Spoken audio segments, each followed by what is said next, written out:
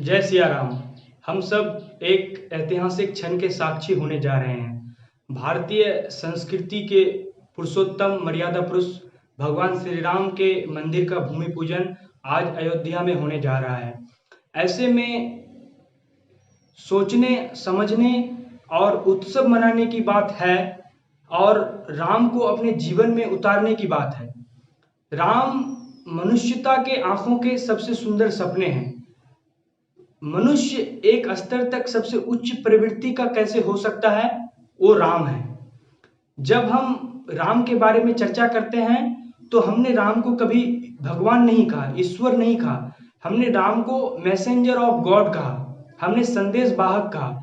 जब हमने राम के सामने सिर झुकाया तो हम किसी व्यक्ति राम के सामने सिर नहीं झुकाया, हमने राम के गुणों के सामने सिर झुकाया। राम किसे कहते हैं? राम जो अनुशासित रहता हो, राम जो मर्यादा रहता हो, राम जो जीवन के हर एक पहलू को, हर एक विषय को, हर एक परिस्थिति को सकारात्मकता के साथ देखता हो और जीता हो। हम सब राम हो सकते हैं, हम सब में रामत्व फलित हो सकता है। ओशो ने भी कहा था कि तुम्हारी संभावना बुद्ध होने की है, उससे पहले तुम राजी मत होना।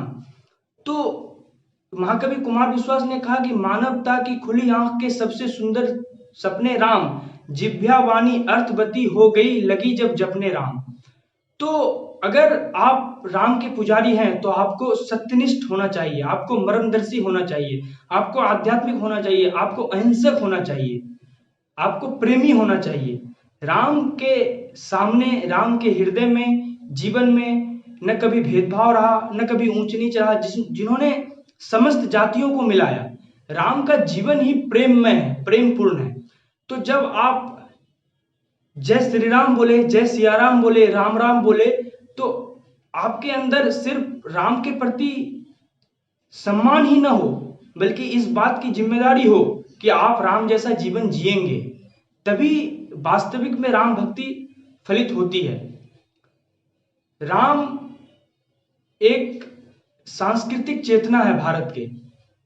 हर बच्चा राम हो सकता है, होना ही चाहिए, क्योंकि मनुष्य सबसे बड़ी संभावना है और राम उस संभावना के पूर्ति करते हैं।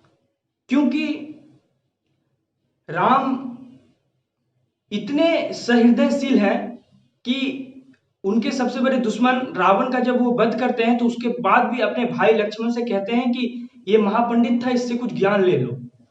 ये वही व्यक्ति कर सकता है जिसके मन में न कोई द्वेष हो, न कोई ईर्ष्या हो, जो बुद्धत्व को प्राप्त हो चुका हो।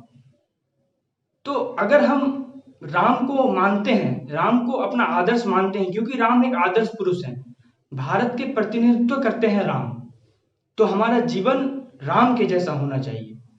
धन्यवाद।